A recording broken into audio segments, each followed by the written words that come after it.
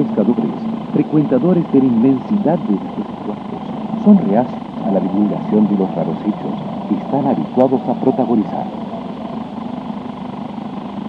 Una se veía como una calecita, vio que daba vueltas, una cosa grande. Subía una y la otra iba subiendo y después la trabajaba. Cuando uno repasa la historia, para no utilizar la palabra revisionismo, que para algunos es de mal gusto, advierte que no sabemos con exactitud lo que creemos saber o lo que nos transmitieron, tanto en el colegio como en la facultad. Mi profesión, que es la de escribano y algún par de materias de abogacía, que no tiene absolutamente nada que ver con esto, se puede decir que esto es más que un hobby, que en realidad me consume la curiosidad cultural de saber todo lo relativo al origen de las religiones, de las mitologías, y particularmente el ovni, que aparece como un interrogante con mayúsculas desafiando la lógica humana y poniéndolo frente a un interrogante enorme como cuál es: ¿qué son? ¿Quiénes son?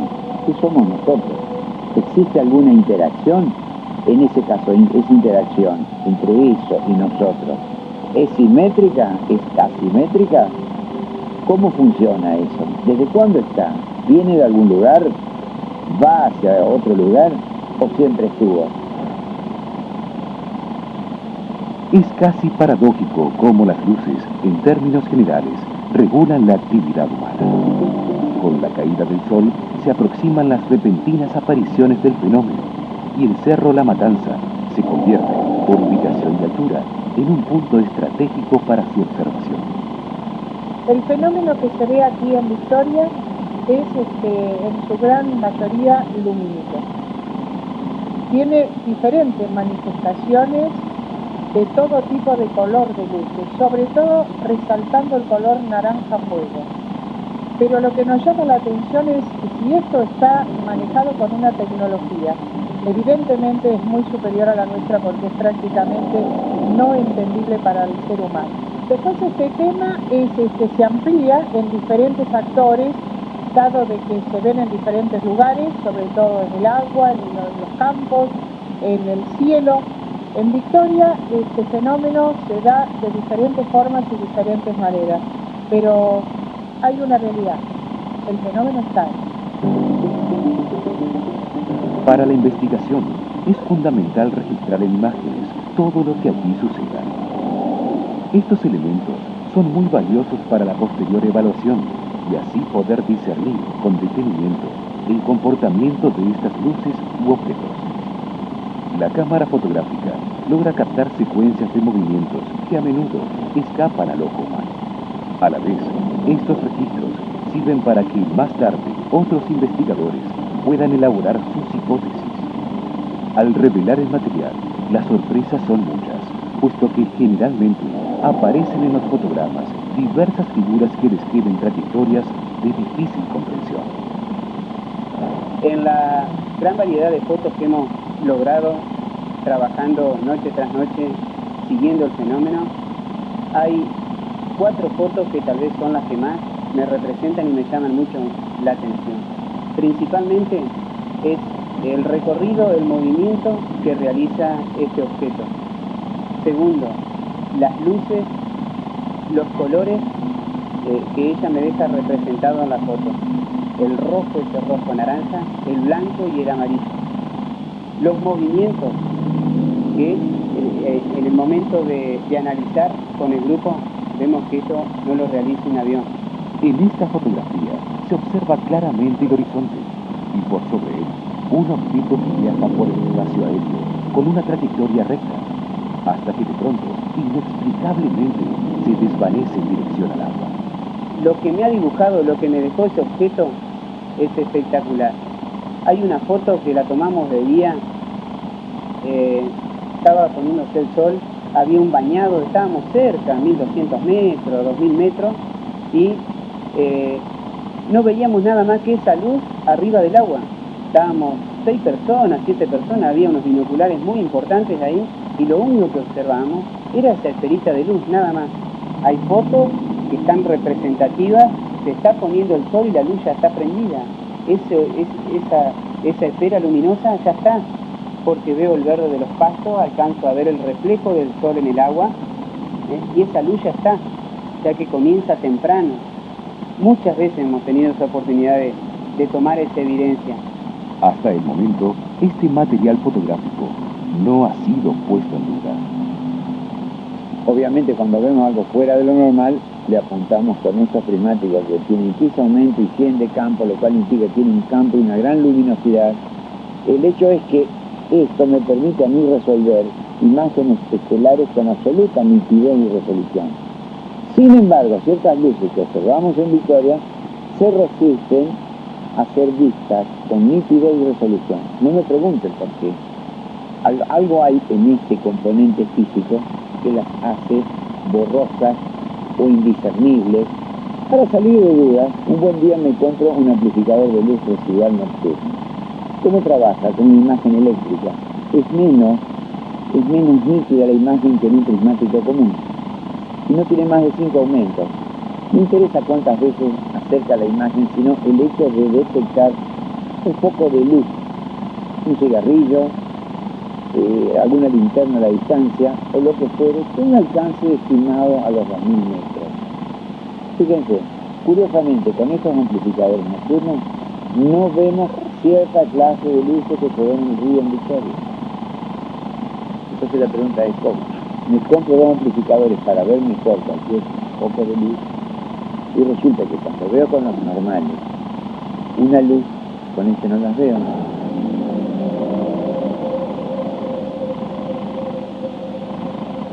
Bueno, habiendo consultado con algunos ópticos, me explicaron de que lo que yo estoy viendo no es exactamente una luz, sino que es un tipo de radiación que no emite fotones, porque la luz esa de la que hablo no ilumina nada, están allí. La pregunta es, ¿qué hace una luz química o una luz fría en medio del río o en medio del bosque? ¿Quién puede andar haciendo esas cosas?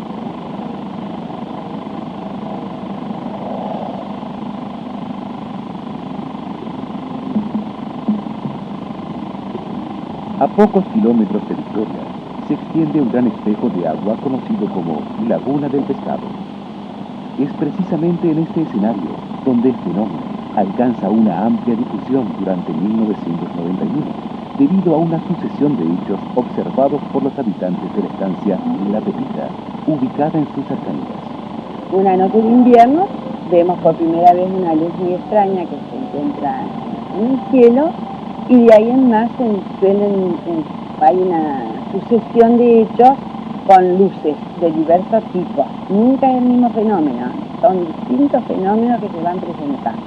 De modo que la noticia de las luces misteriosas de Victoria fue tomando auge de tal manera que empezó a llegar mucha gente detrás del fenómeno. Unos por curiosidad, otros hasta con un sentido místico que le habían dado al fenómeno, y otros realmente como investigadores que incluso tengo yo la impresión de que algunos de esos investigadores tenían un origen oficial.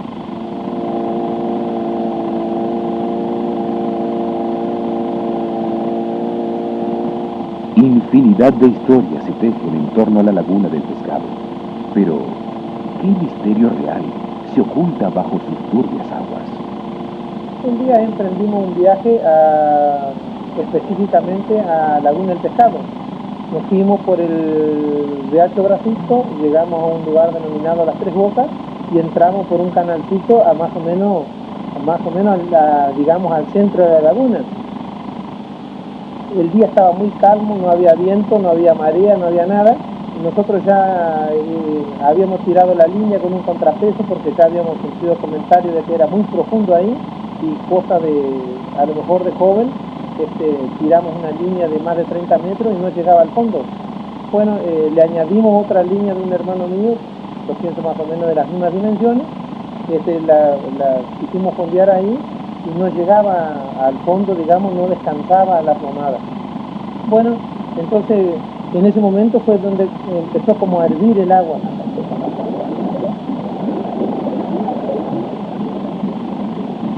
Sale así que nosotros tiramos hasta la línea y salimos del raje porque realmente nos sorprendió de la forma que burbujeaba el agua y ese ruido que, a pesar de a lo mejor hace no quiero exagerar, pero por decir algo, estimativo 10 años, y bueno, lo tengo en la mente ese ruido y siempre lo tengo como que si realmente fuera una inmensa bandada de patos.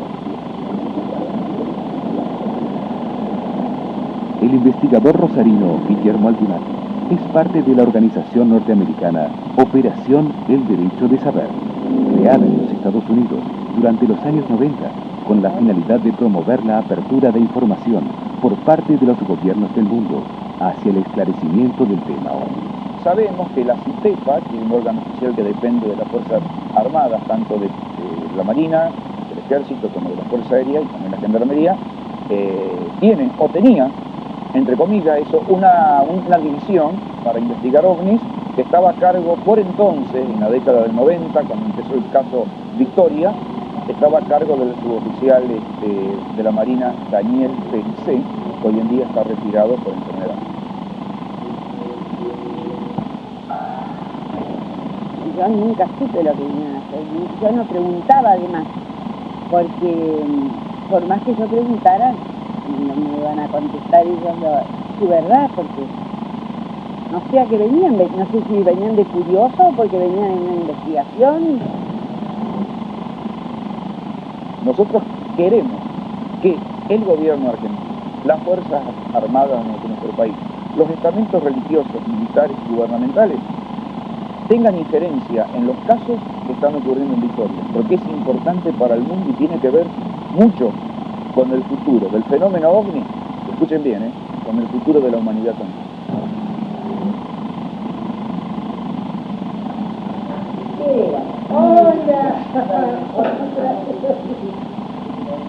Durante 1999, la estancia La Pepita vuelve a ser protagonista de otro hecho extraño.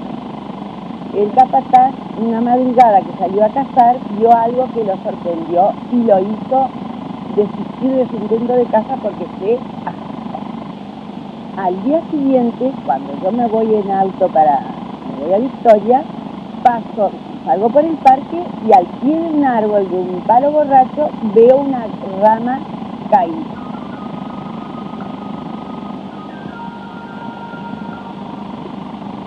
Resultó llamativo el hecho de que durante la noche no se había desatado ninguna tormenta, pero la extrañeza del caso sobrevino cuando Debbie, al levantar la rama, descubre que presentaba daños provocados por el impacto de algún objeto. La rama estaba como que le habían hecho así. Esto es un palo borracho. Un palo borracho. Y no se deshace así nomás, solamente que se seca la rama y esa rama está viva. Bueno, esto cayó acá, lo agarramos con Carlito y Carlito se dio cuenta que tenía como arañazo, como si algo hubiera golpeado contra la rama y hubiera provocado la caída. Ya lo que ya. Esta es la punta de la rama. Y acá están las marcas rarísimas de un objeto metálico que golpeó.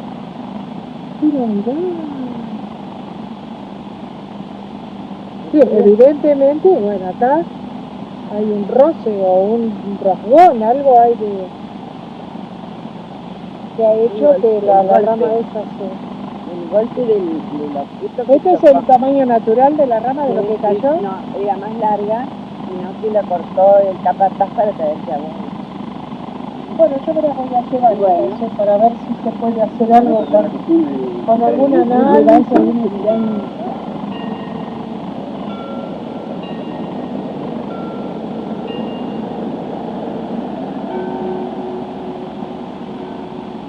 Me encontraba con unos familiares, mis padres, mi hermano pescando en la zona de Laguna del Pescado, un lugar muy conocido acá de Isla, y aproximadamente cerca de la medianoche más o menos, que ya nos estábamos por acostar, estábamos todavía fuera preparando las cosas y en forma de entrevista sí se levantó desde atrás una nave que en el momento no nos dimos cuenta que podía hacer y pasó más o menos una distancia de 10 metros de altura, muy bajo porque recién se tomaba vuelo y pasó sobre nosotros, recorrió la laguna que tiene un trecho bastante grande y se perdió en dirección hacia las colinas que van hacia Gualeguay, la lomada que hay ahí.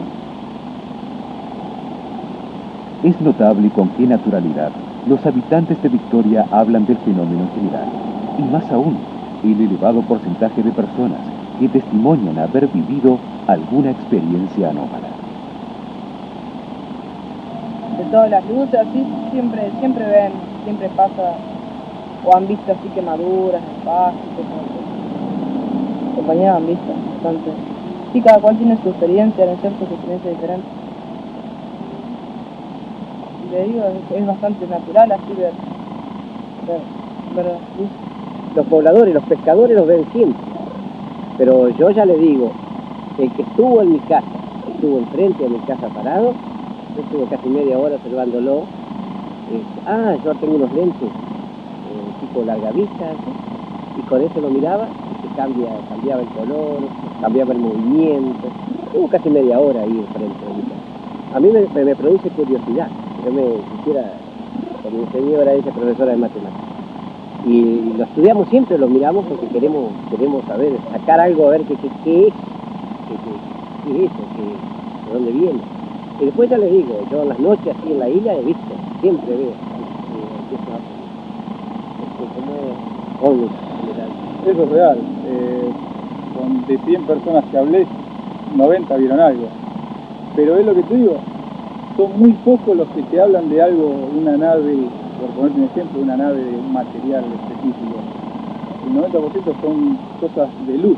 Pero bueno, hay historias y relatos hasta del siglo pasado. O sea, que te da la pauta de que no es algo moderno, no es algo que surgió como boom a partir de Roswell, por ponerte una fecha.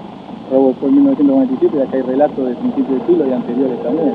Pero es como se dice, o sea, la gente de Victoria lo toma como algo más que está instalado acá.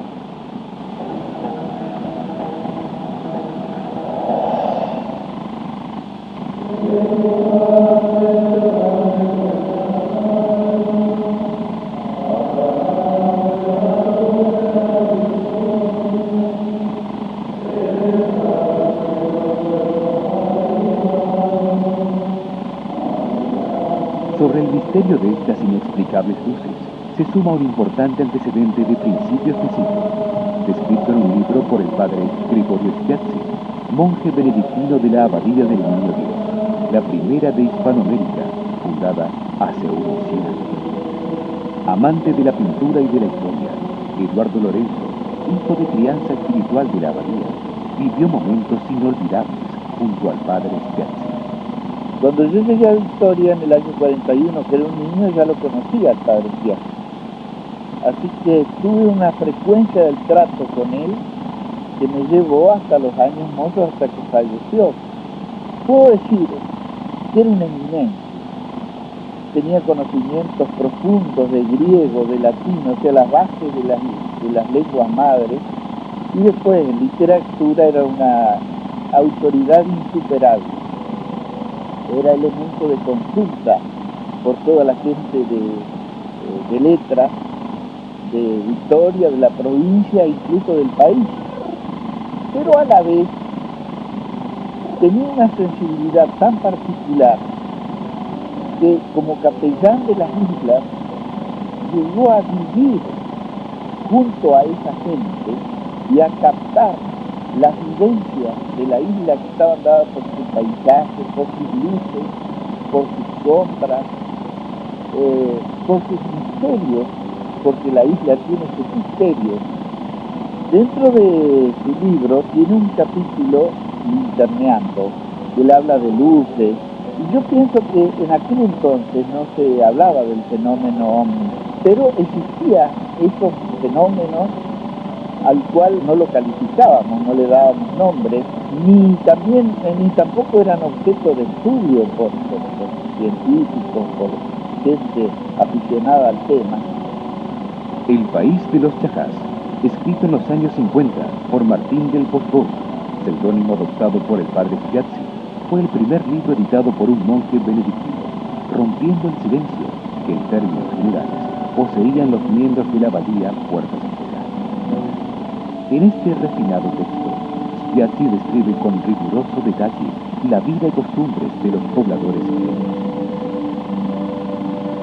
En el capítulo Linterneando, el autor transcribe una historia que habla sobre algunas apariciones extrañas.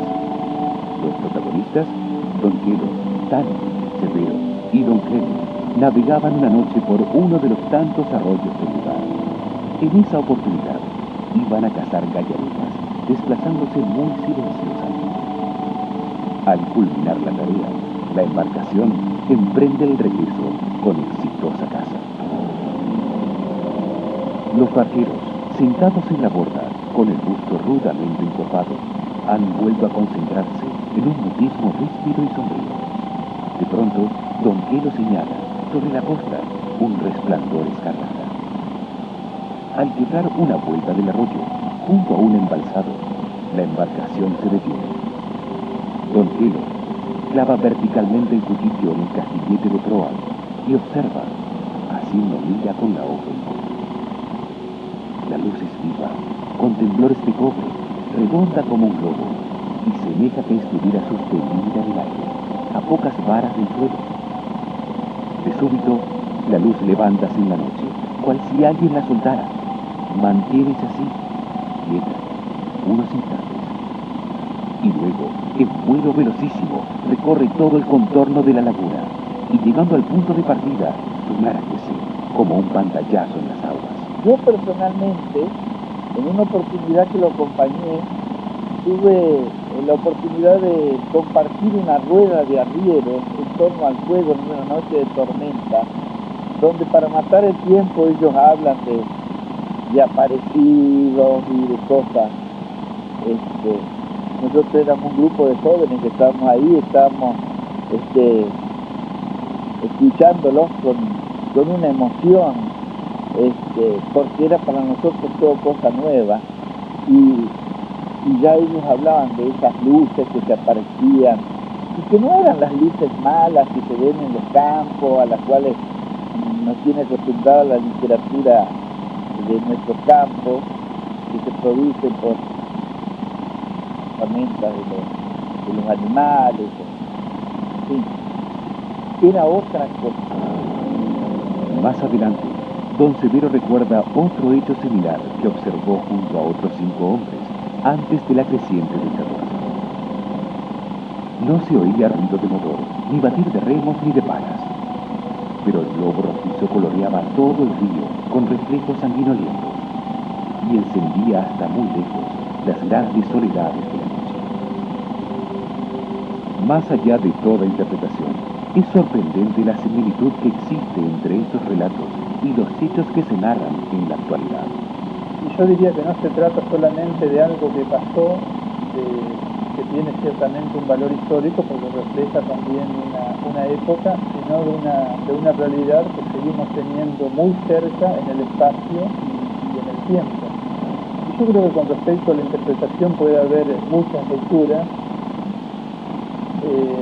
Desde luego que cuando el padre Spiazzi escribió su libro, yo creo que precisamente ese capítulo o ese fenómeno, ese aspecto, no fue así como lo que más llamó la atención, lo que más impactó, sino que una serie de fenómenos posteriores llevaron como a atar cabos y a establecer una relación,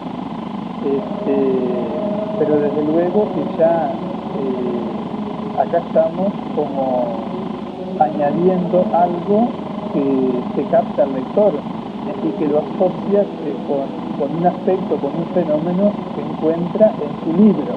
Me parece que con respecto a esto hay que ser muy claro y muy cauto. Derivado de la investigación, es como que encontré la necesidad de comunicarme con la gente. ¿Cómo podría ser que yo recibir los testimonios y las experiencias que la gente había pasado aquí en Vicente? Por lo tanto, justamente por este medio nos enteramos de los casos más importantes. Y hubo uno, quizá uno de los más importantes que tuvimos, fue el caso que luego denominamos el caso Coleman, por las características, por las cosas que sucedieron con él y por una determinación que nos llevó a pensar de que ese fenómeno ya no era solamente lumínico, sino que realmente tenía otro tipo de connotación. fuimos a la casa del campito de nosotros para ver si este señor Coleman había cerrado el molino que abastece de agua a los animales. Y lo encontramos con los ojos llorosos, la cara más bien rojiza, como que algo lo había quemado.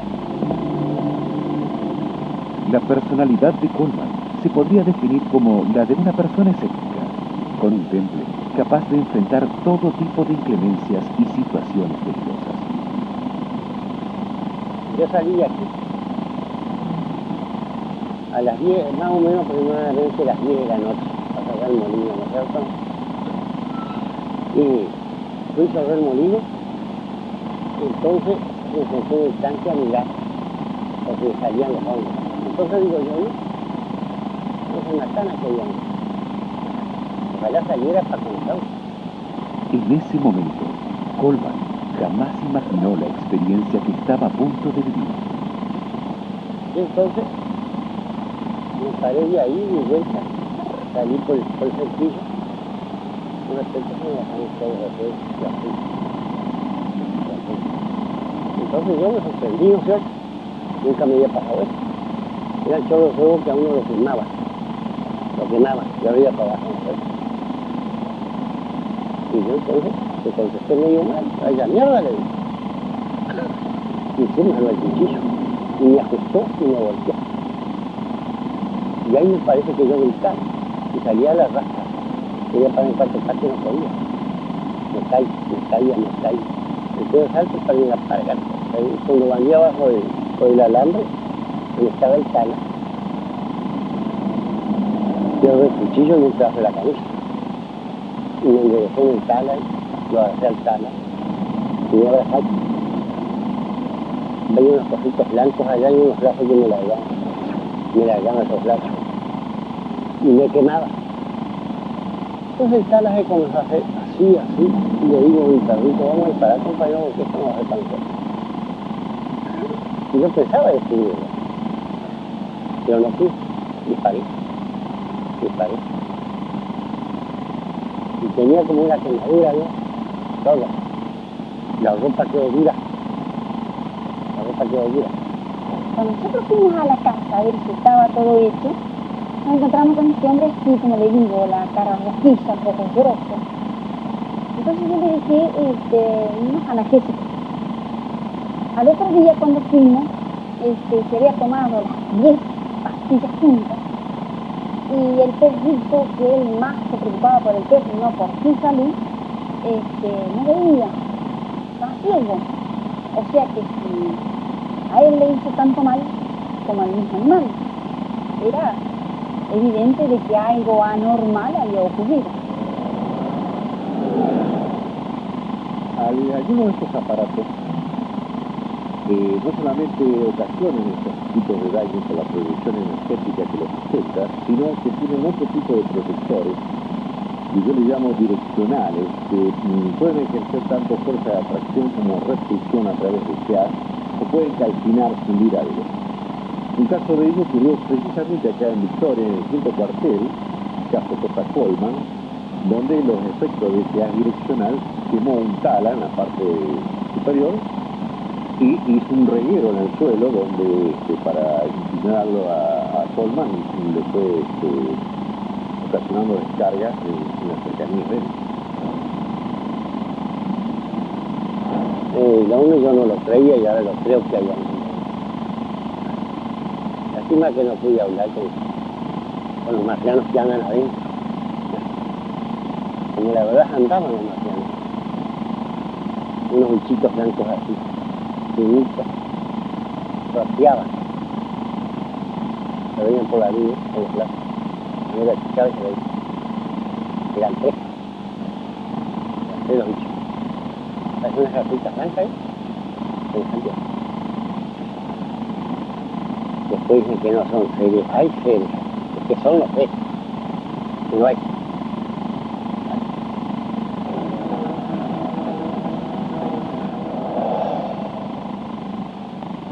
Hay muchas coincidencias en esta zona con este fenómeno, dado de que Coleman prácticamente le ocurrió algo similar a lo que yo les voy a relatar que nos ocurrió en una oportunidad. éramos, no sé cuántas personas, éramos varios, y en un momento determinado nos dimos cuenta que nos falta uno de los muchachos que estaba con nosotros. Bueno, en el momento que estábamos ahí en el campo, el grupo que estaba ahí, Silvia, Néstor, Hugo La Barba, Miriam Duré y yo, veo una luz que me llama la atención, así que sin decir nada, yo me cruzo al campo siguiente y me voy. Todo comienza cuando yo salgo a buscarlo a Pablo Puchet, que faltaba del grupo. Yo pensé que había pasado 15 minutos, media hora, más no. Pero pasó 1 hora, pasaron 2 horas y Pablo no aparecía. De golpe vemos a unos 100 metros de la posición donde nos encontrábamos una iluminación bastante importante y dijimos, debe ser Pablo, que seguramente llevó linterna y que ya está regresando. Nos pusimos contentos y fuimos al encuentro de Pablo. Llego hasta la punta de un arroyo, lo llamo, lo silbo, lo llamo por su nombre, no me contesta. Como no me contestaba y ya yo me había alejado mucho del grupo, me vuelvo. Cuando yo me vuelvo, a mitad de camino, yo observo una luz rara que me llama la atención. Esta luz a mí lo que me llamó la atención era de que venía recta. No me hacía zigzagueo como me hacen zigzagueo, por ejemplo, las del cielo. Me pongo debajo de un árbol para yo tal vez buscar un reparo. Cuando yo me paro, esta luz se para.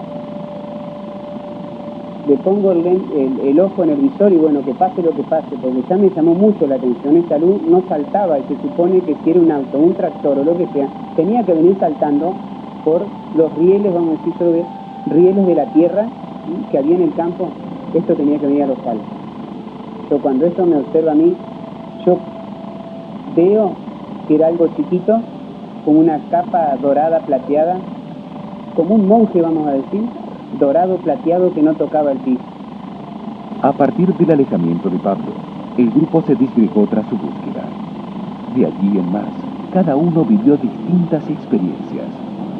Hugo La Barba, desde su lugar, observó otro fenómeno singular. Entonces en ese momento me llamó la atención una luz, aunque pequeña, pero por su colorido, casi celeste, contra un alambrado. Cuando nos acercamos a ese lugar, nos vimos de frente con 3 figuritas lumínicas, muy chiquitas, muy finitas y muy blancas, pero de luz.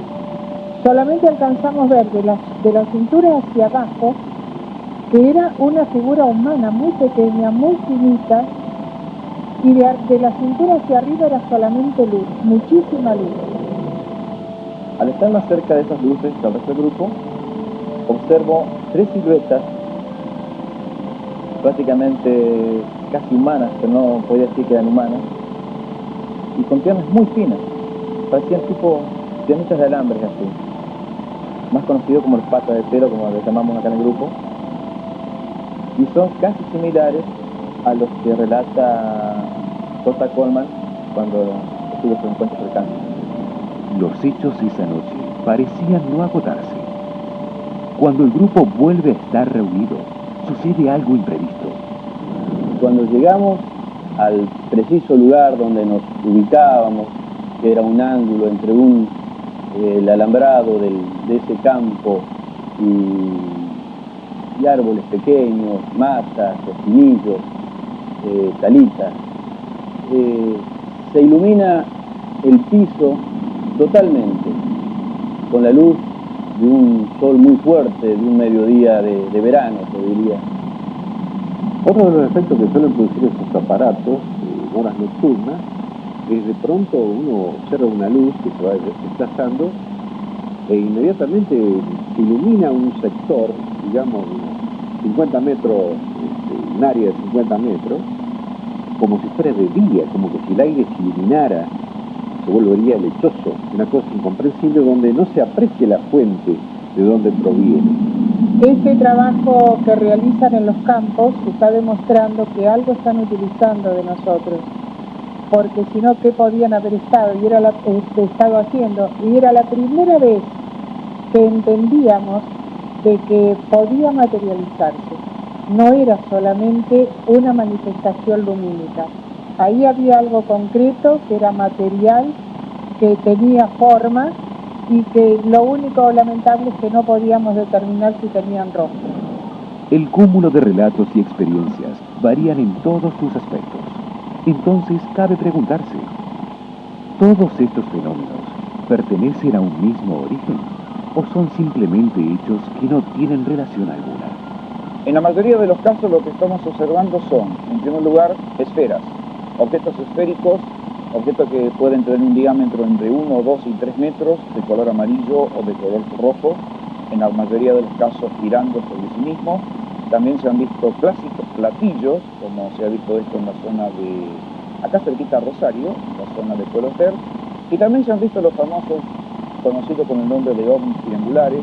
Se los ha visto sobre Victoria, se los ha visto sobre Rosario, sobre el norte de la provincia de Buenos Aires, que en realidad serían aviones experimentales de alguna potencia. Podemos identificar a los Estados Unidos que sobrevuelan nuestro territorio haciendo caso omiso a nuestra soberanía.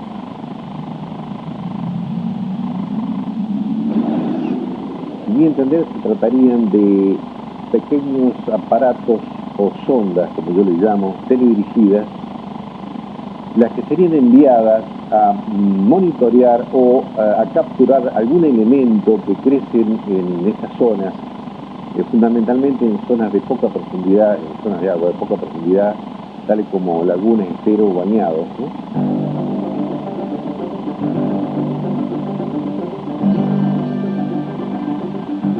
Después de largas noches de espera, el equipo logra registrar una secuencia desconcertante.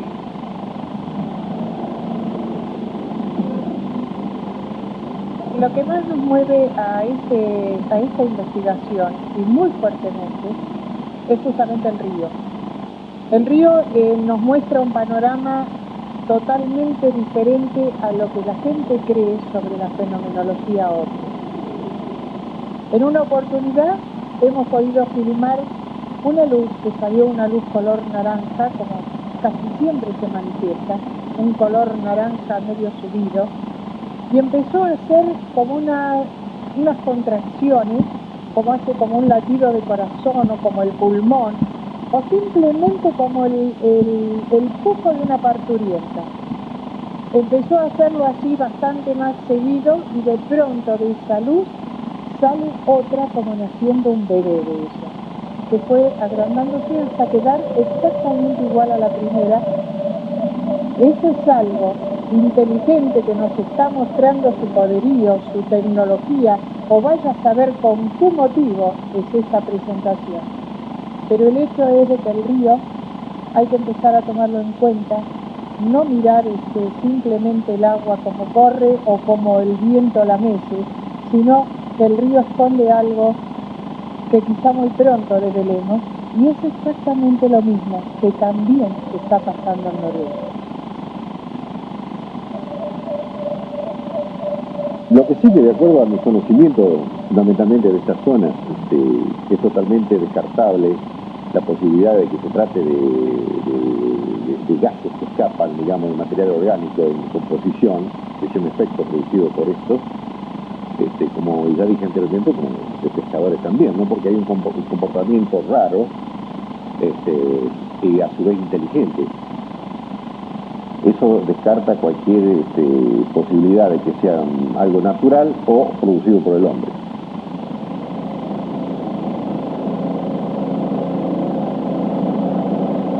Este es el ámbito donde por las noches las extrañas luces hacen su aparición.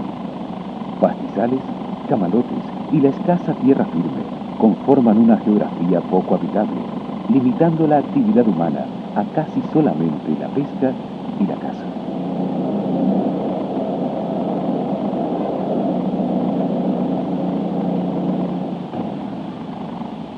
Existen muchos puntos coincidentes dentro de la enorme cantidad de testimonios de los habitantes de Victoria. ¿Puede la sugestión masiva generar fenómenos paranormales de tal magnitud que dejen tantos vestigios en los campos? ¿Qué otra interpretación se le puede otorgar a los relatos de los isleños descritos por el padre Spiazzi en su libro acerca de estas misteriosas luces. Podrían tener su origen en un fenómeno natural. De ser así, evidentemente es muy llamativo. Y en ese caso, ¿por qué la ciencia no lo investiga?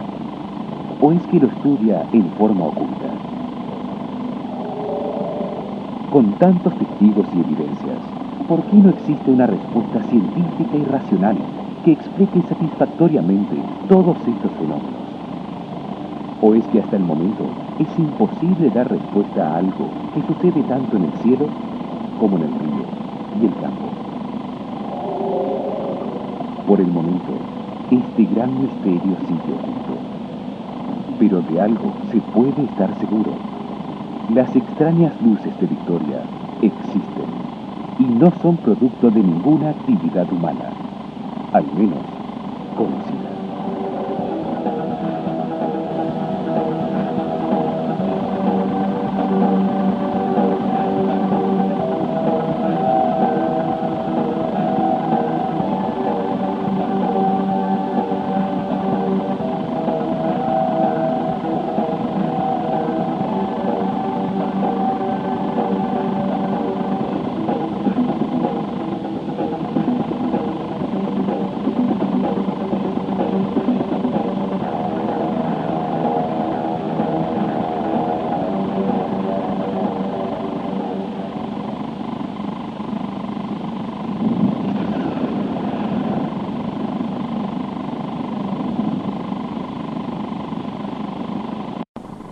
Esta es una pista de aterrizaje de 28 o 30 naves. Esto siguió ascendiendo y en un momento dado se apagó.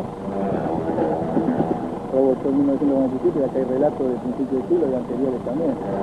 Los ojos verticales, enormes. Ay, serio, es que son, no sé.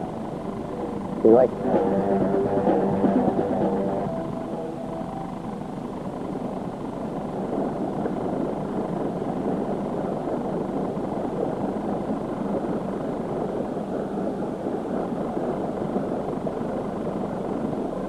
Victoria es una ciudad que cuenta con un departamento de islas muy grande, son 360.000 hectáreas de islas vírgenes, un delta realmente impresionante por su flora, su fauna y además porque en semejante inmensidad de islas y de campos no hay gente, hay muy poca gente, muy pocos habitantes, solamente aquellos que viven de la caza de la nutria y que viven de la pesca.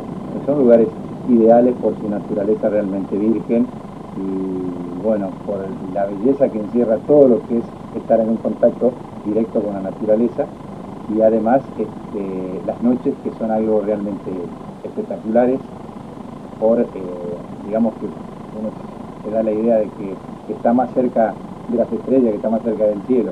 Quizás por eso mismo sea uno de los lugares donde realmente existen los mejores y los más increíbles avistamientos de naves.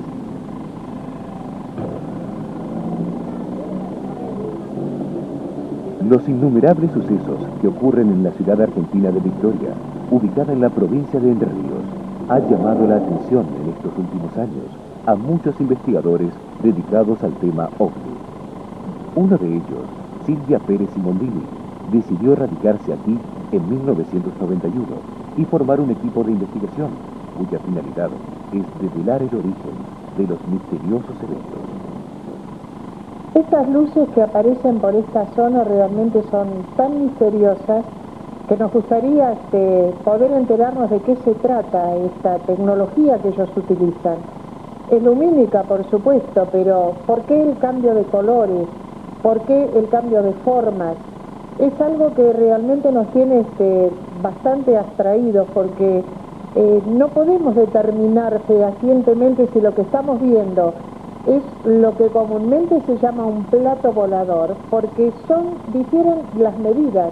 A veces son muy grandes, a veces son medianas, a veces muy pequeñas, a veces vienen en formación y nos dan la impresión de que fueran pequeñísimas esferas lumínicas que así como de un momento la vemos pequeña, en otro momento se hacen de una dimensión increíble y no podemos entenderlo. Por lo tanto, pensamos que es una energía que quizá la brinda la misma la naturaleza, nosotros no lo podemos saber, pero si podemos entender que la naturaleza nos brinda absolutamente todo, porque nos brinda todo a los seres humanos, seguramente en el espacio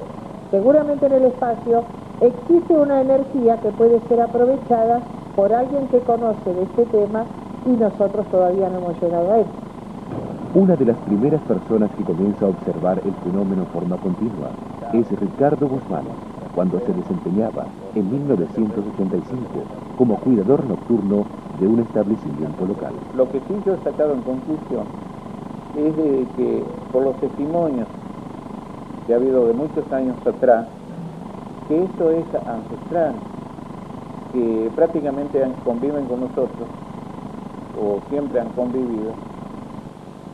Y lo que saco en conclusión de lo que a mí me ha tocado vivir es que en este último tiempo se han manifestado más por alguna u otra cuestión de ellos. Estas cosas que se están sucediendo, para mí es como que tienen que suceder porque siempre supe que Victoria es especial. La pregunta es, ¿de qué naturaleza es el fenómeno que estamos viendo? ¿Y por qué en Victoria? ¿O por qué en proximidad de Victoria? Ahí es cuando yo digo, tenemos varios misterios, uno dentro del otro, como los juegos de las casas. El misterio intrínseco del ovni, solo, aislado ahí, esa cosa que está, y no sabemos qué es. El misterio del comportamiento humano frente a esa cosa, porque si vamos a hablar de misterio, también es misterioso el comportamiento del establishment, que nada nos dice y nada nos informa concretamente acerca de lo que son, de lo que podrían ser, para llevar una cuota de tranquilidad a la población desinformada. Mientras tanto, cada investigador posee sus teorías, desarrollando una metodología propia de trabajo que lo conduzca al abordaje de alguna conclusión lógica. Nuestra metodología de trabajo es quizás simple para el resto de la gente que sabe de nuestros movimientos. En un principio fue la observación de ver lo que pasaba en el cielo, lo que pasaba en el río, porque normalmente en principio nos manejamos yendo a lo que es muy conocido acá, que es el Cerro de la Matanza. Nos hemos dado cuenta y averiguado los horarios de los aviones, por ejemplo, las direcciones que llevan los mismos, las diferentes manifestaciones de los pescadores, y las noches sin luna son las noches donde el fenómeno mejor se manifiesta. Por lo tanto, ya teníamos algunos parámetros para manejarnos.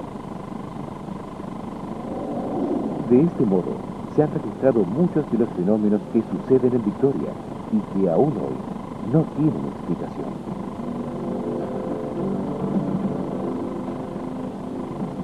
Otros investigadores se dedican únicamente a la observación, intentando descubrir qué se oculta tras estas luces y a la vez poder diferenciar claramente si tal manifestación es conocida o no. Esas son las incógnitas de que, aún utilizando instrumental convencional, hay luces que se resisten a ser identificadas. Estoy hablando de luces, ¿eh? Cuando un ovni aparece arriba nuestro, circular, perfecto, iluminando la ruta y los campos, sabemos que estamos viendo esto, un ovni, un objeto que está ahí arriba, no identificado, absolutamente increíble. Así de claro. Esas luces distantes son las que plantean la incógnita de saber qué estamos viendo, porque también se ven luces que parecen aviones y no son aviones. Aún vista con el prismático nos damos cuenta que no son aviones. Por el comportamiento, por su aspecto, por su forma de desplazarse. Y esas cosas las hemos visto claramente en Victoria. ¿Qué tenemos ahí, Néstor? Un vuelo. Ya, según esto, tenemos en Peterson un vuelo.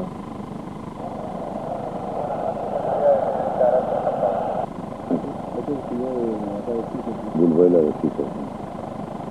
Abandona el área del aeropuerto y se dirige. No he tenido la oportunidad de hablar yo con un avión, porque esto transmite y recibe.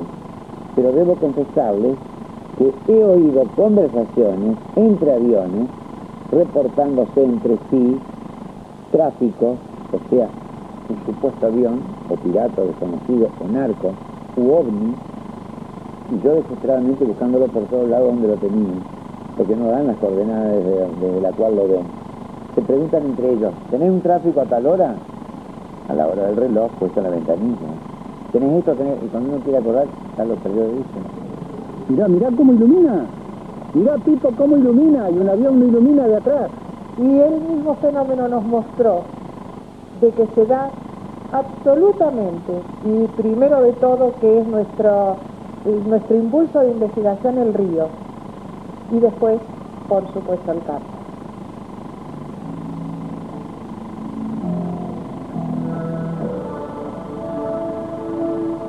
Benito Pasadores posee un campo con ganado en las cercanías de Victoria. Como era habitual, fue a controlar a los animales y el molino. Al llegar, observa con asombro que en el estanque faltaban unos 40.000 litros de agua, sin motivo aparente. Y por eso yo pensaba que era el bebedero que está ahí. Que se había vaciado por ahí, a veces se rompe el flotante, no tapa, pero no había agua y no se fue por ahí el agua. Al revisar el molino, logra divisar con enorme sorpresa que en el campo aparecían dibujadas unas extrañas huellas circulares. Y le digo, cuando entramos así, se me aturdió el caballo y vi un círculo, fue el primero que vi. 6 metros de diámetro, más o menos 50 centímetros. Seguida encontré otro y otro y otro, lo dejé. Y después viene que creo que había 31. Esta era una pista de aterrizaje de 28, 30 naves. Pero sé que de qué parte venían, desde cuándo venían, Cuando era el círculo, ese fue el último que estaba, decía en el pasto quemado, y después desapareció.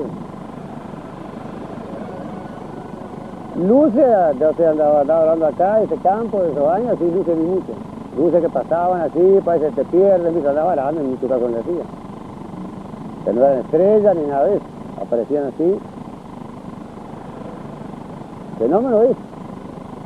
¿De quién la hizo, los círculos? No sé. Algo existe.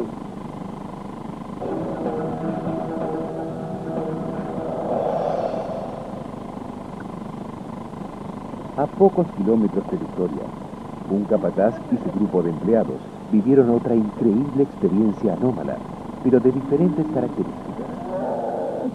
La importancia de este caso con respecto a la gran variedad de hechos ocurridos en Victoria surge a partir de las evidencias que permitieron realizar un análisis técnico por parte de un organismo oficial y la grabación en video obtenida poco tiempo después de ocurrido el evento. Bueno, eran como las 7 menos 20 de la mañana, cuando los muchachos estaban sacando leche ahí en el tambo y vieron una luz muy grande sobre aquel monte. Y me llamaron para que la viera. Y vino y se puso ahí a 200 metros más o menos de acá. Esa luz anaranjada era una luz grande. Y en ese momento se puso como un filo de luz finito, pero bien brisante, ya brisaba. Y bueno, pensamos que se iba a bajar alguien porque estaba oscuro. Y bueno, y de repente se sintió como un fogonazo, así que un estruendo, pero muy fuerte. Y una luz que se levantó para arriba. Cuando ya posiblemente se juntó con las estrellas, no sé. Pero a los pocos segundos quedó una luz chiquita, roja, y no la vimos más. Terminados los acontecimientos, Montero y sus compañeros se dirigieron al lugar de los hechos. Allí descubrieron que 2 de los alambres, el primero y el último de los que componían el cerco, estaban totalmente fundidos, sus postes rotos, y en los alrededores, 3 sectores de vegetación calcinada, en apariencia, producto de una potente descarga eléctrica como la de un rayo. No, un rayo no. Un rayo no se sabe de qué es totalmente distinto. Yo he visto caer rayos. Pero el rayo cae, es un relámpago primero, después el ruido, y esto fue de abajo para arriba. Es totalmente distinto, nada que ver. gracias a la posibilidad que tuvimos mediante contactos con un organismo oficial, pudimos hacer análisis jamás obtenidos en la investigación OVNI, por lo menos en nuestro país.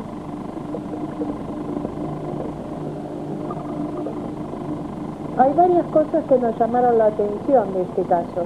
Por ejemplo, que en el momento que se produjo esa tremenda quemazón que nos está determinando que fue superior a 4.200 grados de temperatura, como es conocida la energía microondas, que de eso también salió el análisis, lo raro, lo extraño fue que se quemó totalmente 3 metros en un radio, en una longitud de 15 metros, pero 3 metros fueron los que desaparecieron en el primer alambre. Y luego el otro que se quemó fue el quinto, el que estaba abajo de todo. Los que estaban los 3 en el medio fueron totalmente como que no hubieran existido para el fenómeno, no se tocaron.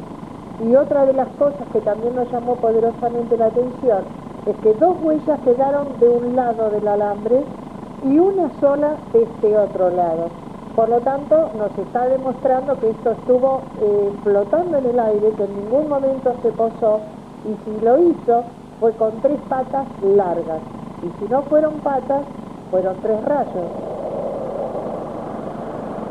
En mi opinión, lo que ocurre aquí es que la proyección de estos aparatos a nivel microondas afectan o destruyen lo metálico, el alambrado queda desintegrado, queda fundido, como ocurre en un microondas, un metal, y al mismo tiempo el pasto debajo lo deshidrata, no lo quema.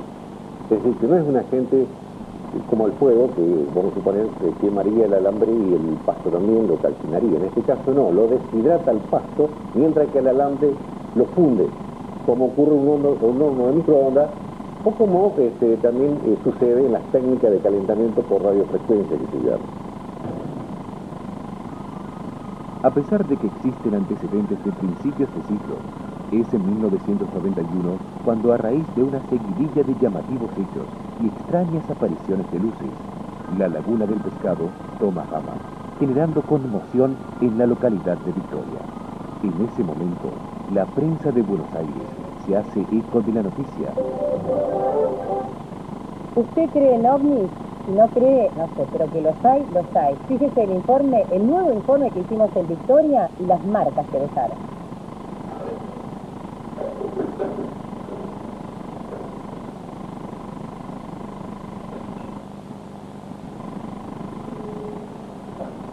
Durante un día de julio de 1991, Baby Basaldúa y su mucama Norma ven por primera vez una singular luz que se desplazaba en el cielo. En los días subsiguientes, la volvieron a observar en el mismo horario, pero con diferente trayectoria, por lo cual Baby decidió comentar el hecho a un periodista local. Fue así que a las 20:30 aproximadamente llegábamos, y en ese mismo momento el camarógrafo que me acompañaba, que iba con el dispositivo técnico disponible ya para comenzar a captar cualquier tipo de fenómenos, se ve sobresaltado cuando le pido que tome las primeras imágenes de lo que había ocurrido. A los 10 minutos que llega él con su camarógrafo, Norma, que estábamos en el parque mirando a ver si pasaba el tren inglés, me dice, señora, ya está la luz. Era el desplazamiento de un objeto luminoso que se desplazaba a muy poca altura y atravesando el campo, y la propietaria de la estancia, de Viva Saldúa, pide el largavista, binoculares, y se lo solicito para poder apreciar mejor el cuerpo que despedía esa luz, y puedo apreciar con asombro un platillo volador. Y me dice, señora, es un platillo por la forma en que se desplaza. Bueno, esto siguió ascendiendo y en un momento dado se apagó, se desapareció como si le hubieran soplado. Quedamos todos desconcertados. ¿Dónde está esa luz? ¿Qué pasó? ¿A dónde fue? La sorpresa fue enorme. Estábamos en una excitación prácticamente inexplicable. Fue una experiencia que hasta ese momento no cabía calificativo.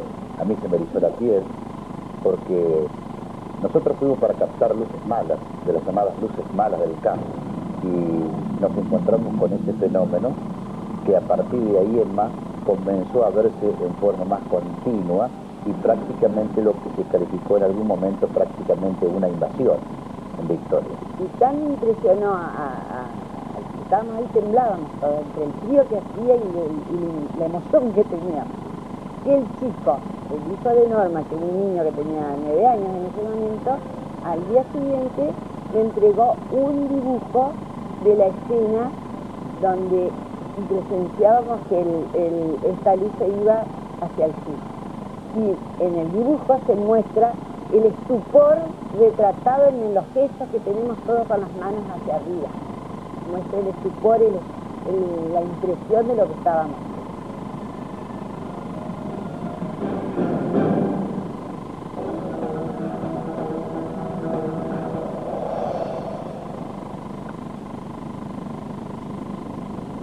Las abducciones son comunes en todas partes del mundo. Muchos recuerdan ese tiempo perdido y relatan que han sido secuestrados por extraterrestres y sometidos a traumáticos estudios y operaciones. A partir de estos encuentros, algunas personas dicen convertirse en lo que se conoce como contactados.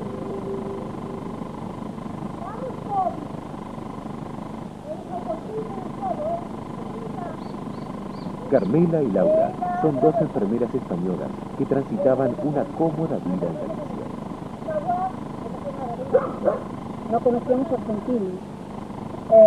Entonces, nos dicen que veníamos a Victoria, a un lugar llamado Victoria. La primera vez que fue a un lugar llamado Victoria, y ahí nosotros buscamos, en vacaciones que tuvimos en el año 71, vinimos, recorrimos el país y buscábamos Victoria, buscamos mapas. A partir de un encuentro con un ovni en España, comienzan a recibir extraños mensajes. Es así que abandonan todos sus bienes para instalarse al otro lado del mundo. Su misión, cobijar a personas necesitadas.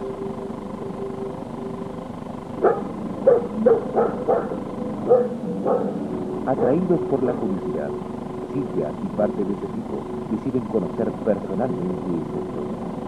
Los hermanos superiores, yo en concreto, puedo referirme a mi guía, pero son toda una serie de entidades, seres evolucionados. Unos son físicos y otros no son físicos. Y están ayudando a la humanidad desde siempre y están velando porque el plan evolutivo siga el camino que el Creador prevé. Ellos son sus ejecutores, como se dice así. Nosotros simplemente lo vemos más que coherente, lo vemos lógico, y por ahí, si no lo vemos lógico y si preguntamos, nos aclaran las dudas que podemos tener. Y fue, de alguna manera, una especie, no digo mandato, pero sí una disposición que ya hacía tiempo habíamos mostrado de que no se usaran. Al transcurrir las horas, la conversación había generado un vínculo afectivo muy estrecho. Esa noche, al retirarse, vivirían un suceso tan especial que afianzaría aún más esta relación. Cuando nos despedimos de Carmela y Laura esta noche, lo primero que hago es llamo a Victoria, a mi madre, por el celular y le digo de que ya estábamos regresando a Victoria. Nos subimos al coche y tratábamos de hacer más o menos en 40 minutos la distancia que nos separa de Hernández a Victoria, que es un camino de tierra, pero más de 50 minutos no podíamos demorar.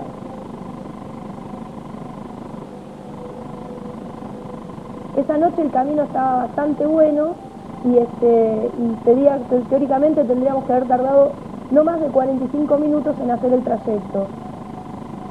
Tomamos el camino, veníamos muy alegres, bastante contentos, veníamos comentando lo que habíamos estado hablando con estas 2 maravillosas mujeres, y de golpe hacemos un alto en el camino, a observar unas luces, me bajo yo con los binoculares, y como hacía mucho frío en el tiempo de invierno, prácticamente en mayo, me bajo y observo, aparte de esas luces, adelante del auto, como unos 20 metros, un caballo con un jinete. El hecho más anecdótico de esta experiencia es que Pablo en determinado momento me dice: prende las luces para ver el jinete. Si viene el jinete, Y cuando prendo las luces no había nada y había como una neblina que venía avanzando hacia el lado del auto. Pero lo cierto es que prendí las luces y delante del auto no había nada, ni jinete, ni caballo, ni nada que se le pareciera que pudiera hacer ese ruido. De hecho, todos creíamos que habíamos visto venir o escuchado venir un jinete a caballo, pero nunca apareció. Entonces, ¿cómo podía ser? Si no había ningún cerco, no había ninguna tranquera, nada por donde esta persona pudiera haberse ido. Veníamos comentando que toda la parada que hicimos, cuando llegamos a Victoria, a mi casa, mi madre asombrada dice, ¿qué les pasó? Y nosotros dijimos, nada, ¿por qué? Fíjense la hora, ustedes me llamaron a las 10 de la noche. Efectivamente, eran la 1 menos 10 de la mañana y no podía haber sido nunca. Miré mi reloj, Andrea miró el suyo, Pablo miró el suyo, sí, eran la 1 menos 10 de la mañana. ¿En qué se nos había ido tanto tiempo si nosotros lo único que hicimos pudimos haber estado 15, 20 minutos, pongamos media hora, analizando el caso del famoso jinete? El hecho es de que nosotros perdimos mucho más de 2 horas y no habíamos llegado a Victoria. ¿A dónde se fueron estas 2 horas? A los pocos días, Laura y Carmela aseguran tener la explicación de lo sucedido. Sus guías espirituales les habían comunicado que durante su viaje habían sido abducidos. Así que bueno, quedó como lo que muchos investigadores consideran como un missing time, y creo que nosotros esta noche fuimos parte de una experiencia de esas características. El cúmulo de relatos y experiencias varían en todos sus aspectos. Fue este año, no hace mucho tiempo, en circunstancias que estaba en la zona del hospital por una persona que había entrado fallecida, y ya esperando a los familiares, habrán sido entre las 2 y las 3 de la madrugada, estaba en la esquina del hospital, yo me acuerdo, y cayó algo como un cilindro verde así, pero a pocas cuadras, 4 cuadras más o menos, y a donde hay casa de familia. Y yo pensé que iban a llamar, que iba a pasar algo, que la familia se hubiese asustado o comentar algo, y sin embargo no pasó nada. Y lo vi caer y llegó, pero donde estaba una casa de familia, por ejemplo, no sé qué casa de familia, porque ya le digo, habrán sido 3 o 4 cuadras donde cayó, pero se vio clarito porque el hospital está en una altura, por ejemplo, y yo paraba en la esquina, viste, muy claro caer una especie de cilindro verde, así, por decirlo de una forma. Estábamos adentro de la carpa y se escuchaba ruido, como que algo rozase la carpa o la. Y bueno, yo cada vez que se sentía ese roce en la carpa, yo le pegaba a la carpa y se escuchaba que algo corría entre los tuyos y al rato volvía y lo volvía. Salir no podíamos salir porque en el lugar donde estaba la carpa, primero que no teníamos la luz y segundo que había una picada muy alta, tendría 1,60 m, 1,70 m, y como no había luz era casi seguro que iba hasta caer al agua. Y bueno, después de un rato de hacer ruidos y que siguió, me di vuelta y miré en la carpa y fue una fracción de segundos que vi algo que me diría 1,10 m, 1 metro más o menos, muy chico, de contextura chica, y bueno, la parte que tendría que ser la cabeza, que tendría que ser algo normal, algo redondo, era algo triangular. ¿Salió una nave? Sí, a lo que diga, la nave. Le guste o no le guste a quien sea, le diga la nave, pero era algo que era totalmente transparente. O sea, no era una cosa que había, yo vivo en un barrio de departamentos y esto pasó por encima del barrio de departamentos y yo miraba y lo veía moviéndose muy lentamente y pareciera que a través de ellos se siguieran viendo las estrellas. Eso era lo que me llamaba la atención y aparte era una cosa sumamente inmensa. Con tantos testigos y evidencias, ¿por qué no existe una respuesta científica y racional que explique satisfactoriamente todos estos fenómenos?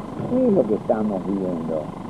Estamos viendo exactamente fenómenos naturales, fenómenos físicos, atmosféricos, meteorológicos, fenómenos espaciales infrecuentes o poco conocidos.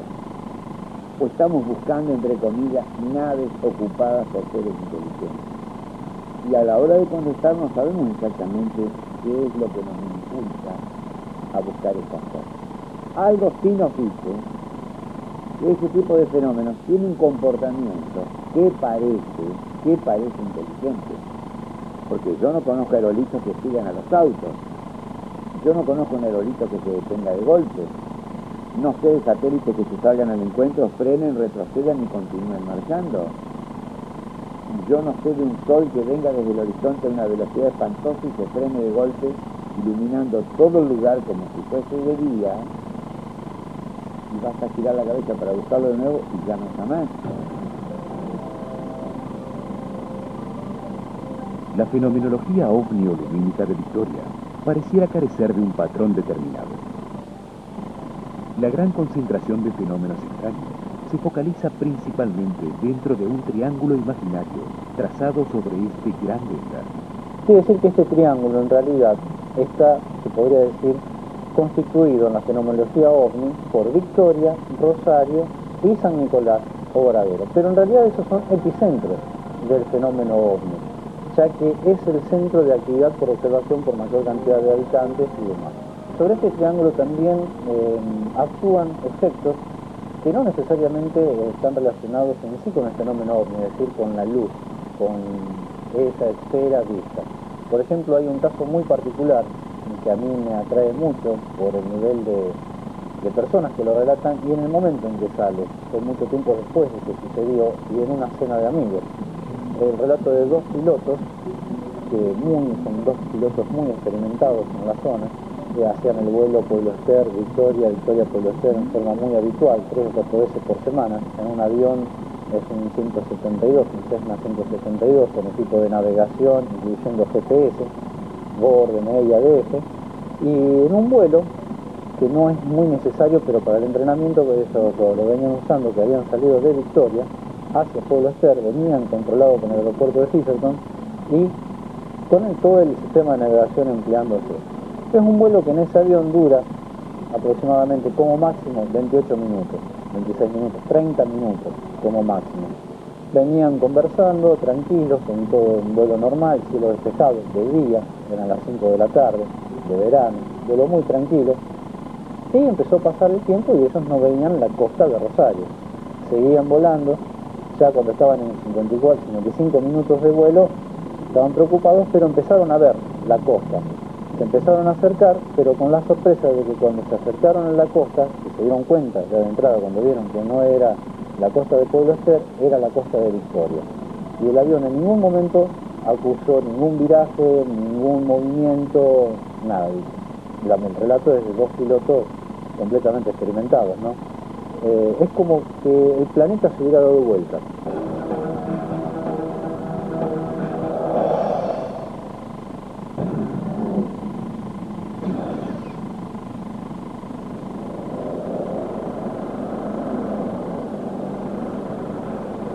El fenómeno se enmascara mutuamente entre la población, pero lo importante de esto no es solamente ver a la luz, ver el ovni, objeto volador no identificado, no sé qué es, pero que nadie puede confirmar en la actualidad qué es eso. Pero lo importante de esto es saber qué está haciendo en esta zona, por qué interactúa con el hombre acá en esta zona. Gauna y Aldunati estudian el fenómeno ovni desde la ciudad de Rosario, ubicada en la costa occidental del Gran Río Paraná. Ellos investigan principalmente las causas que producen dicho fenómeno y su interrelación con el hombre. Nosotros en 6 o 7 viajes que hemos hecho a Victoria, y que esa concomitancia la podemos ver también en este lado de la provincia de Santa Fe, sobre todo en la zona que va desde Rosario hacia San Nicolás, donde están las famosas empresas multinacionales, donde el fenómeno también se manifiesta en ese lugar, Punta Alvear, Pueblo Ester, Villa Gobernador Galvez, donde hay fenómenos, donde hay una interrelación entre los testigos, la gente que habita en ese lugar y el fenómeno ovni. Han ocurrido muchas cosas, muchos elementos que nos llevan a nosotros a pensar que hay una especie de relación, quizás, ¿por qué no?, una manipulación del fenómeno hacia ciertos seres humanos que están ubicados en ese sector.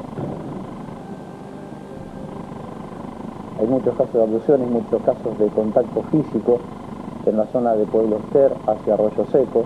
Hay muchos pescadores de la zona que manifiestan inclusive contactos un poco traumáticos con estos objetos voladores no identificados, en vuelos muy rasantes, en forma de asustar mucho, inclusive algunos hasta con desapariciones. Y creo que hay una interacción entre el fenómeno investigador, como la hay con el fenómeno, con cualquier ciudadano que tiene en el momento una experiencia. La diferencia entre el ciudadano común, que tiene una experiencia, y el investigador, es que el investigador encima la busca. Durante la rutina de observación y en el afán de descubrir los secretos de esta fenomenología, una noche experimentaron un acontecimiento inquietante. Decidimos ir al Cerro de la Virgen. Es un cerro, bueno, ahora es diferente, pero en ese momento había una pequeña ermita con una virgencita y era un espacio bastante reducido donde no se podía maniobrar demasiado con un vehículo. Decidimos llegarnos ahí para observar el río desde ese sitio. La noche estaba muy fría, una noche de invierno, tremenda. A medida que íbamos llegando, nosotros, en el caso mío, podría jurar de que no había nadie en el cerro. Solamente se veían los dos arbolitos que allí estaban y no había nada, ni personas, ni vehículos, solamente nosotros que íbamos llegando. Recuerdo que cuando llegamos al Cerro de la Virgen, me estacioné, iba manejando, me estacioné mirando a la costanera. Recuerdo que empezamos a observar con los binoculares, como siempre, los binoculares los tenía yo, y estaba observando todo el horizonte que me hacía pensar de que había tormenta sobre Rosario, y también a los pocos minutos, no sé precisar cuántos minutos, pero no pasó mucho tiempo, siendo que alguien comenta del auto de atrás. Veo un auto. Digo, ¿cómo puede ser que detrás de nuestro coche haya un auto si cuando recién subimos no había absolutamente nadie? Nosotros estábamos mirando un río y el otro coche mirando hacia la parte de atrás, al baúl de nuestro vehículo, a escasos 1,5 metros, no más. Nos dimos vuelta todos juntos, miramos, y nos llama la atención, era nuestro mismo coche el que estaba atrás del nuestro. ¿Cómo se entiende eso? No lo sé. Ninguno de nosotros pudimos discernir de qué se trató esto. La única diferencia que había entre un auto y el otro era que ese auto desconocido no tenía patente, pero eran similar color, oscuro, toda la característica del auto que nosotros nos movilizábamos, a excepción de que no tenía patente. Empiezo a mirar por dentro del auto y hasta el mismo tapizado tenía, no se observa movimiento de personas.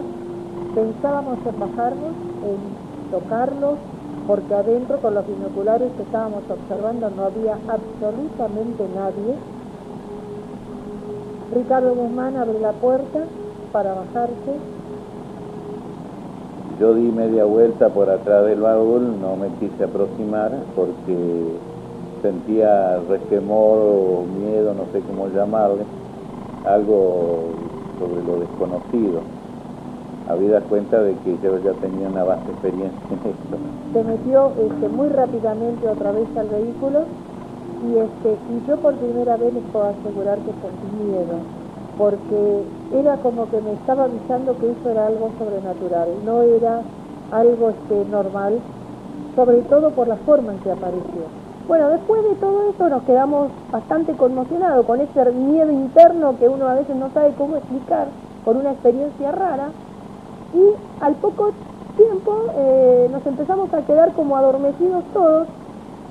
Fue en ese momento que sentí como una soñolencia y me dormí. Y en una de esas yo me quedé dormida. Al lado mío estaba Ricardo Guzmán, se quedó dormida. Estaba Andreita, se quedó dormida. Y después aparentemente mi hija se quedó dormida también. Miro el reloj de que recién es la 1 de la mañana y ya están dormidos. ¿En qué momento? No sé. Lo que sí les puedo, pero absolutamente me pasó, perdí la conciencia, indudablemente me quedé dormida yo también. No sé el tiempo que ha pasado, en una de esas yo me desperté y le dije a Silvia, le digo, Silvia, está todo oscuro, qué negro está todo. Yo me despierto, me dice, está todo negro. Miro alrededor, efectivamente no había luces en la costanera, porque el Cerro de la Virgen se encuentra justo frente a la costanera, y de golpe es como que todo se disipó. Otra vez estaban las luces normales, estaba todo bien, se empezaron a despertar todos. ¿Qué hicimos primero? Mirar el auto. No estaba. El auto no estaba. Yo realmente me sentía raro dentro de mí porque es una experiencia inolvidable. Fue una experiencia que realmente sobrenatural. Cuando miro el reloj eran las 1:35, por lo cual yo personalmente me dormí exactamente 35 minutos, al momento que mi madre me despierta.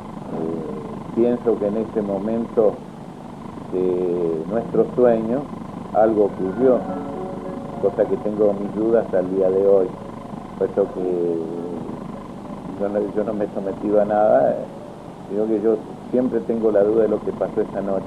Sé fehacientemente que ningún auto hubiera podido entrar ahí si yo no hubiera movido el mío, más allá de que hubiera querido intentarlo por otro acceso, era imposible porque era todo acantilado, el camino de atrás estaba roto, era imposible que entrara hasta una máquina siquiera, así que era imposible que un auto estuviera ahí si yo no hubiera movido el mío. Yo el mío no lo moví y después, así como apareció, desapareció, y esa experiencia no la voy a olvidar nunca. ¿Existe una interrelación entre estas personas y el fenómeno? ¿O la continua búsqueda de respuestas los conduce al terreno de la sugestión? Sobre todo los investigadores de campo están más expuestos a el contacto con el fenómeno. De hecho, la instancia de ir a buscar el fenómeno estadísticamente te acerca más a tener experiencias o encuentros con el fenómeno mismo. No es hora ya de que oficialmente la OASI o algún organismo internacional con autoridad e imperio legislativo sobre el resto de las naciones se ocupe del tema de estos fenómenos anómalos. Yo creo que ya el establishment no puede ocultar el fenómeno. Ya no podemos tapar el sol con un dedo.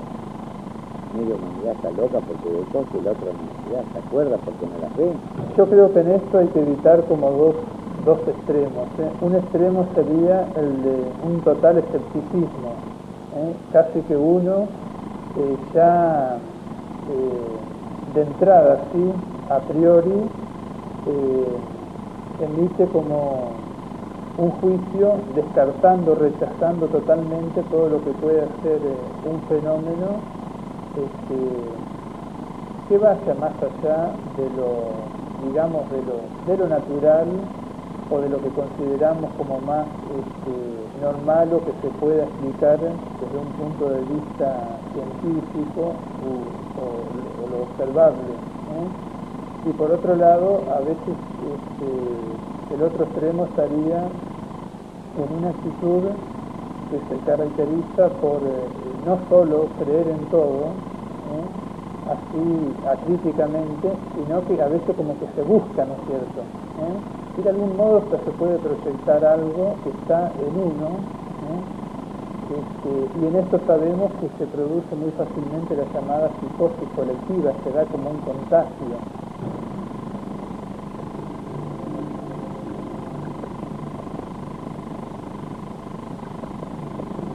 El misterio de Victoria, evidentemente, se extiende más allá del hecho de observar simples luces. Probablemente, en este mismo instante, se esté produciendo otro fenómeno inexplicable. Mira lo que es eso, por favor. Pero, ¿qué es lo que sucede? ¿Pueden evaporarse durante una noche 40.000 litros de agua sin dejar rastro? ¿A qué responden las huellas circulares aparecidas en las inmediaciones? Si no fue producto de un rayo, ¿Qué fenómeno natural ocasionó la destrucción del alambrado y la vegetación cercana? La creación de El Cobijo se relaciona con algún posible evento futuro. ¿Y por qué Victoria? ¿Las abducciones ocurren en la realidad o solo en sueños? ¿Pueden 4 personas alucinar una imagen virtual y a la vez dormirse en un mismo momento?